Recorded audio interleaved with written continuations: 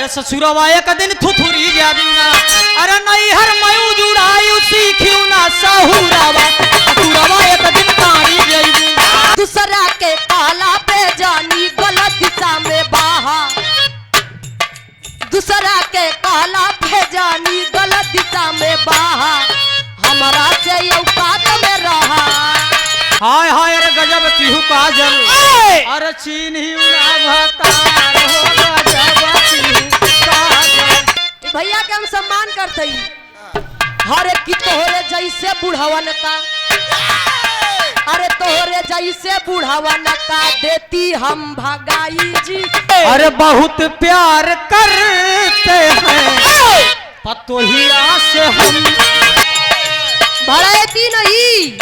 बढ़ाती नहीं चलेगी दिमागी गाना होना चाहिए बढ़ाती नहीं सरिया मझारी हैदर गुरु गावत रहे और का गाय रहे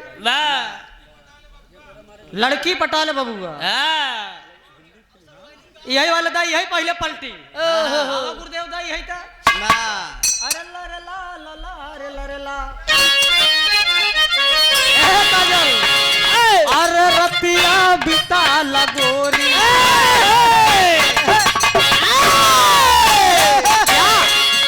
अरे रतिया बिता लगोरी कहीं साथ न छूट जाए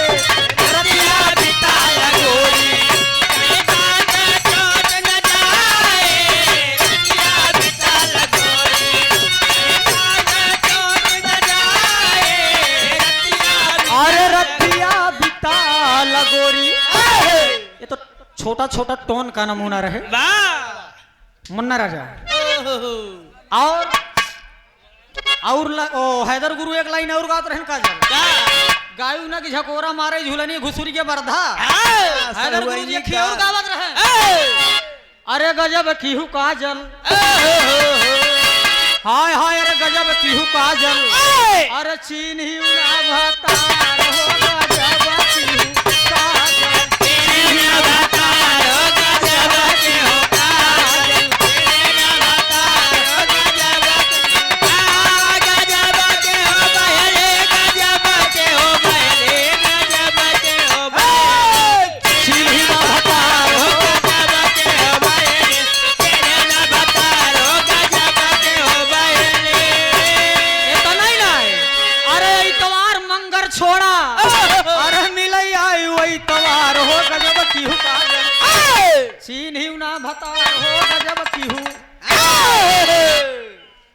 तमाम लाइनें हैं साथियों और महफिल की शोभा बढ़ा रहे हैं हमारे यूट्यूबर साथी आप सब जाएंगे नहीं रोहित कब क्या चीज दे देगा आप सब नहीं जान नहीं रहे रस ले जा और जो साथी पहले ही कैमरा को बंद कर लेते हैं वो घाटा खा जाते हैं कहा हम कब का परोस दे कोनो हमार गारंटी ना आएंगे एक लाइन और कहे रे बहुत प्यार करते हैं लहरी गुरु के लहरा में अरे एक पत्ती और बढ़ाएगा गुरुदेव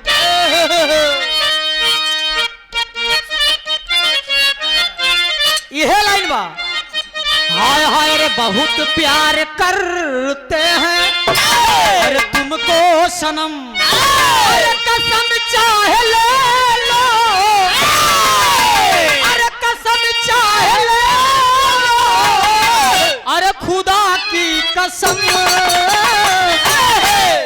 बहुत प्यार करते हैं तुमको सनम लेकिन लहरी गुरु एक लाइन गायन हाय हाय अरे बहुत प्यार करते हैं अरे बहुत प्यार करते हैं पतोहिया से हम बहुत प्यार करते हैं पतोहिया से हम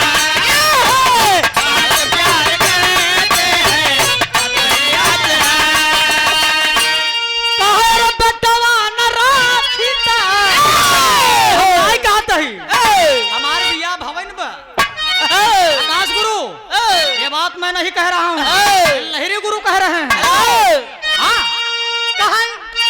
अरे बेटवा न राखीता काजल राखी ले बहुत प्यार करते हैं हो सनम। हाँ रसगुल्ला का फेल करे बा। रसगुल्ला का फेल करत सड़हुआनी के गाल तोहरे ससुरारी में। हाय हाय रे गोरे गोरे गाल गाल पे उलझे उलझे बाल ओ तेरा क्या कहना।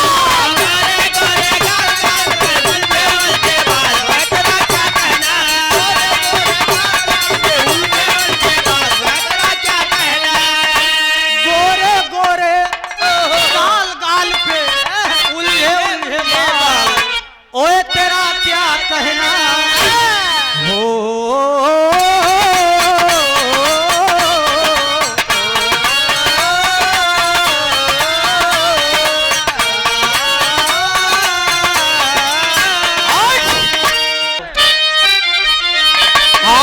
ससुरवाया का दिन थुथुरी जाबी ना। हमारे बीच में निर्मल गुरुजी बैठा है। एक मतलब समझा गुरुदेव हम इनका नहीं कहा कही। अरे ससुरवाया का दिन थुथुरी जाबी ना। अरे ससुरवाया का दिन थुथुरी जाबी ना। अरे नहीं हर मयू जुड़ायु सीखियो ना सहुरावा ससुरवाया का दिन तारी जाबी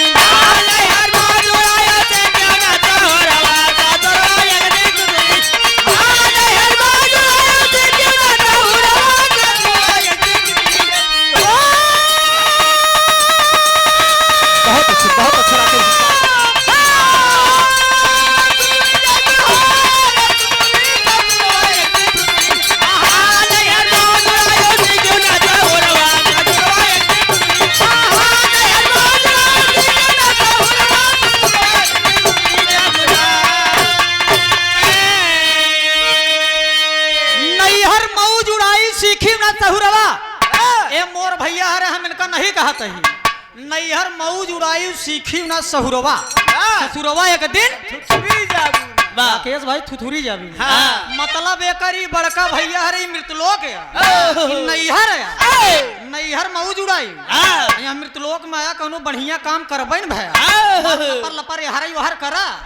यह दिन हम गावा की नैहर मऊ जुड़ायु सीखी ना ससुरवा ससुरवा एक दिन खबर लिया जाए तब मालूम चले। तब वही हिसाब किताब हो। हिसाब किताब मोर भैया हुई हो। काजल तू अपने ऊपर रच्छव न ली। तब रोहित भैया जब काजल से बिरहा गाया करिए तो यहाँ से नहीं यहाँ से गाया करिए। आपने बिरहा गाया था भाई बहिनी के बियाह। हमने गाया था बेटी बाप का बियाह। फिर मैंने एक गीत मैंने बिरहा धरा एक दुल्हन तीन दूल्हा। सर के ऊपर से निकल गई पहुंच गए सुभाष चंद्र बोस जी और रेखा जी के पास। अब कहत का है लैला लैला बेलनवा और लैले ले रे नैहर मऊ जुड़ायु सीखू ना सहुरवा ससुरवा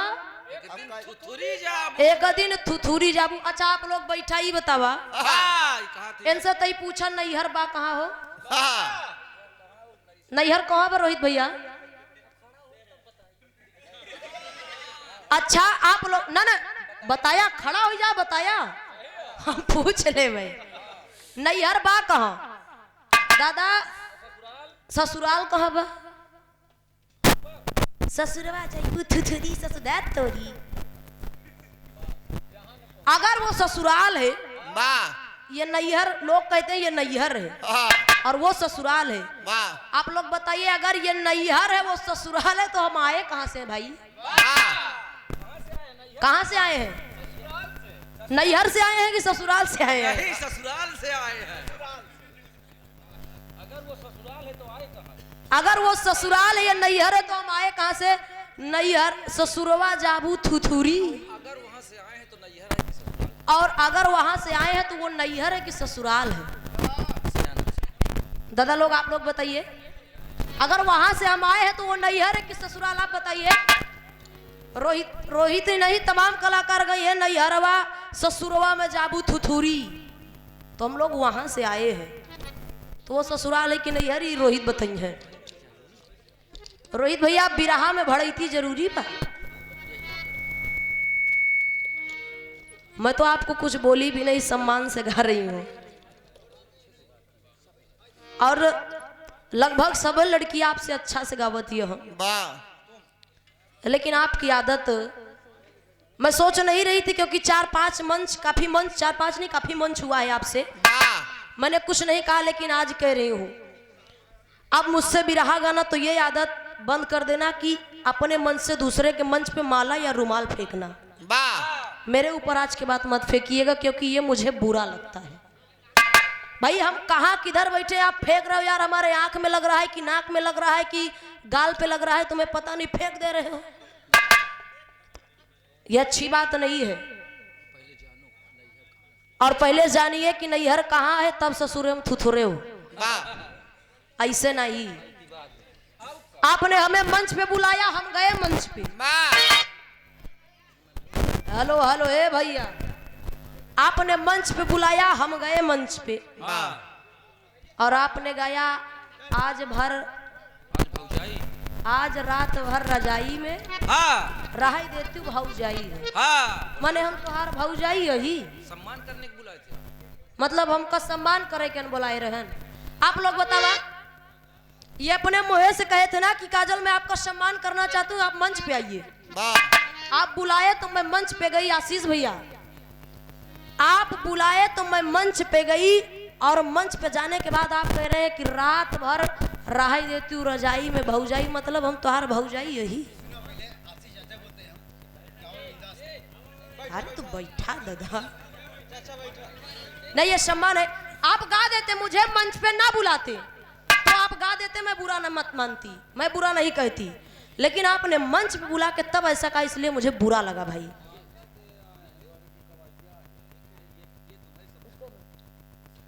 आप पढ़े लिखे हैं भैया, और मैं आपको मानती भी हूँ, आपका सम्मान भी करती हूँ। अरे जानता ही पैसा ढेर पाए है, बाद में दिया अब तुम्हार सम्मान के लिए अब। अरे अबा पहले देखा डरात है, कहीं आवत नहीं है। अब 500 पैसा ले के अब ला ला ला, ए जे खड़ा रहा, सुना सुना, खड़ा रहा ना। ये बात भाई, ये दोगली वाली बात है। आप बात से हट रहे हैं, फिर आप बात से हट रहे हैं, यहाँ पास खड़े रहिए। आपने कहा था खड़े होने के लिए, मैं खड़ी थी, ये बात गलत है भाई। काजल सुना, ए काजल, नहीं आपने कहा था मैं खड़ी थी, आप भी खड़े रहिए। लेकिन कच्ची गोली हम नहीं खाए। अरे तो खड़े रहिए 2 मिनट के लिए ना। आपने कहा था मैं खड़ी थी, हाँ बस कहना है। सुना भैया के हम सम्मान करते ही, हर एक की तोहरे जैसे बुढ़ावन का, अरे तोहरे जैसे बुढ़ावन का देती हम भगाई जी, तोहरे जैसे बुढ़ावन।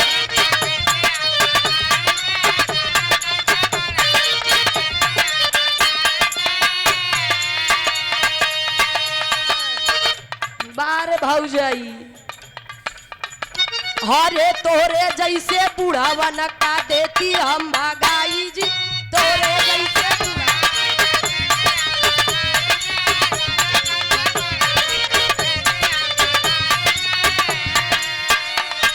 हम ना ही जानत रहे कि तू इक्सबाज मनई, यहाँ लड़की के देख के पगलाई जाती।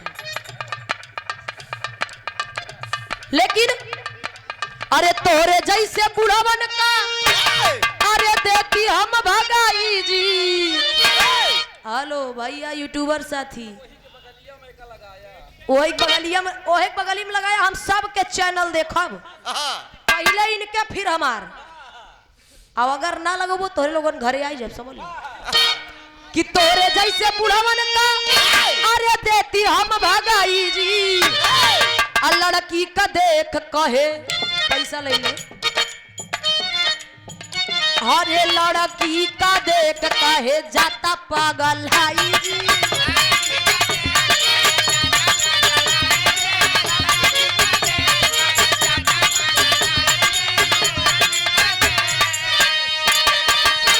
बस बस इतना ही, ज्यादा ना कहत है।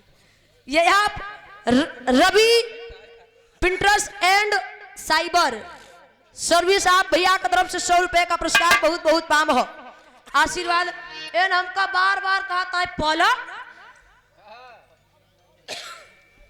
बार बार कहता है पलट, ए भैया अबे जब हमका देखिन के बिरहा गावत तो अबे का कही दाई हमारे सिवा के दूसरे के देखबो न करी है। जब हमका देखिन के का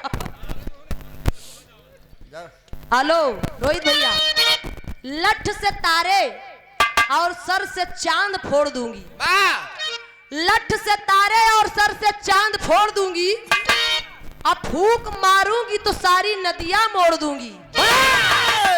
और एक बात सुन लीजिए, कह रहे हैं पलट, अगर मेरे सिवा किसी को देखा तो कसम से तुम्हारी गर्दन मरोड़ दूंगी। अब पलटा ही कहा था हम तोरेन कहीं देखा वो तू हमारे सिवा क्यों को देखबो न करे।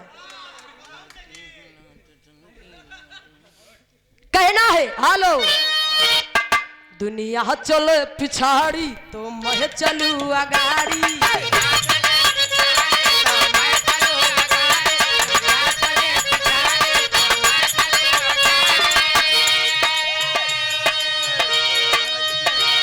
ऐसी नहीं हो काजल कोकिला, ऐसी नहीं है, हर खेल जानती हूँ मैं हूँ बड़ी।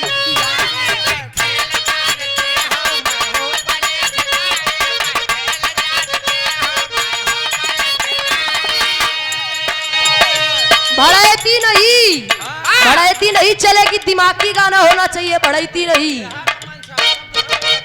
दुनिया चली पिछाड़ी तो मैं चलूं अगाड़ी, सब खेल जानती हूँ मैं हूँ बड़ी खिलाड़ी, जबड़ी मलक जाऊं मैं सबको ये सिखाऊं क्या, चिंता ता चिता चिता चिंता ता चिंता ता चिता चिता चिंता ता चिंता ता चिता चिता चिंता ता। एक वीडियो फेसबुक पे बड़ा वायरल था, तब जंगबली गुरु जी चैलेंज भी दिए थे, हमने देखा है। आपको बहुत बहुत प्रणाम है, आशीर्वाद भय रखे। काकी से बोले काका तुमका बताई काका,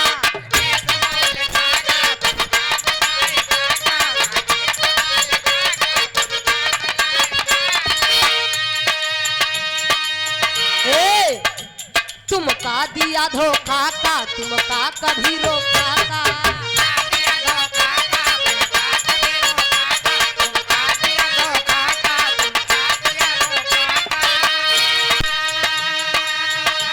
बिटिया हो प्रियंका का। आशीष भैया सारा शब्द का से है, बिटिया हो प्रियंका का, चिंता नहीं लड़का का। ए काका बारे काका, अब इन काका यह नहीं अपने मुँह से कहा था तब हम कहते बिटिया हो प्रियंका का, चिंता नहीं लड़का का। काकी से बोले काका काका काका,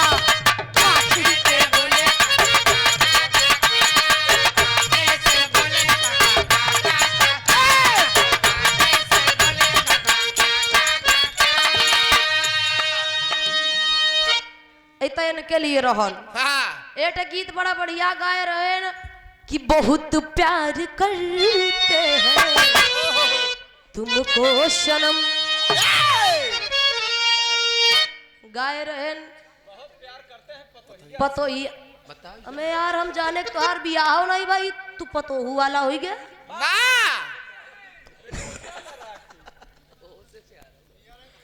अब उसे प्यारा भाई आया कलयुग, अब भाई सास दमाद ही जानत रहे, अब ससुर पतोहू जान गए।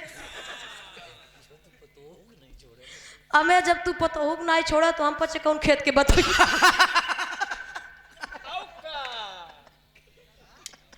अब जब तू पतोहू से प्यार करा था तो हम पचे का खरी, बेटवा न राखी तो राख ले हम। अब तू राजा रघु भया सास से दुल्हन रख के तो राख सकता था भाई, पतोहू बिटिया के तरह होत बा, जैसे अपन बिटिया वैसे पतोहू बेटी की तरह होती है। खैर बड़ा सुंदर गीत सुने के मिलल, आ जाते इसे कुछ मनोरंजन उनके लिए।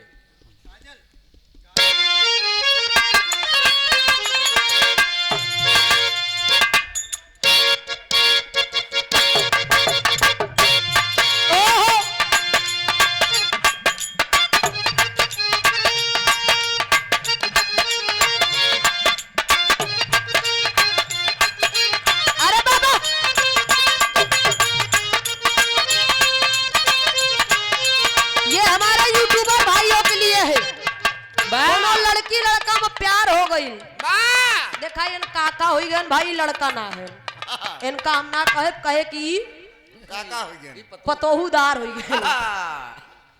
कहना है अब प्रेम काफी दिन रहा, प्यार कुछ दिन के बाद जब दूरी बन गई तो कहत नहीं याद हो,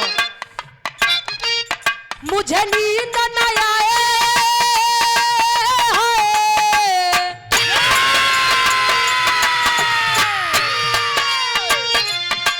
मुझे नींद न आए, मुझे चैन न आए, कोई जाए जरा ढूंढ के लाए, न जाने कहाँ दिल खो गया, न जाने कहाँ दिल खो गया, न जाने कहाँ दिल खो गया, न जाने कहाँ दिल खो गया। नींद न आए मुझे नींद न आए, मुझे चैन न आए, कोई जाए जरा ढूंढ के लाए, न जाने कहाँ दिल खो गया, न जाने कहाँ दिल खो गया।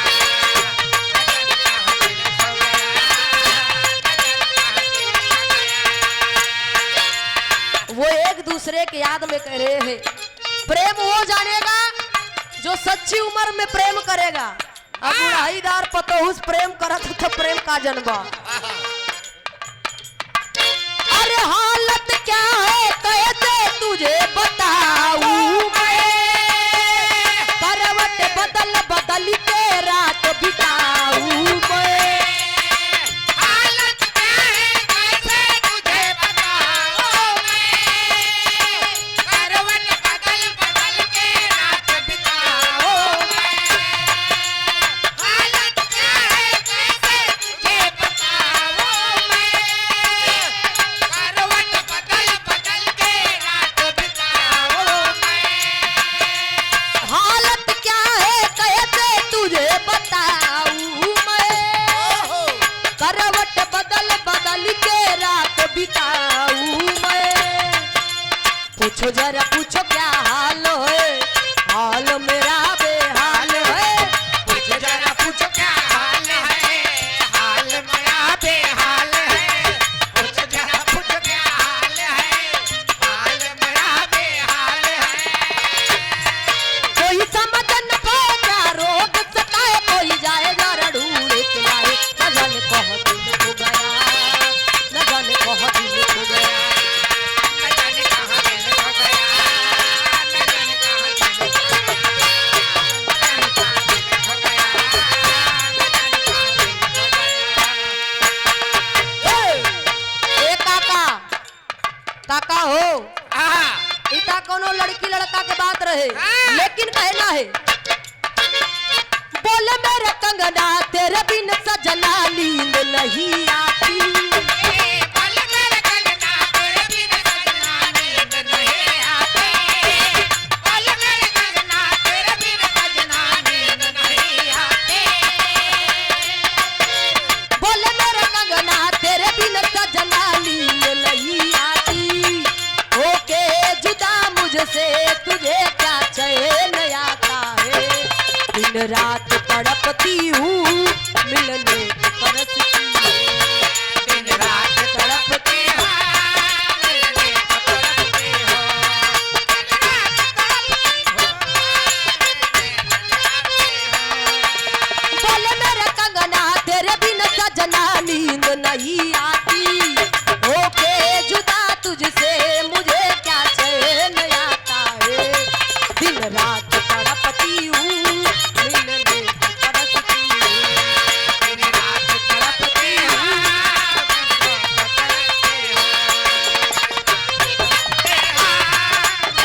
तड़पती हो, ई तो हमारे यूट्यूबर भाई लोगन के रहे रहल, लेकिन ई चीजन में दम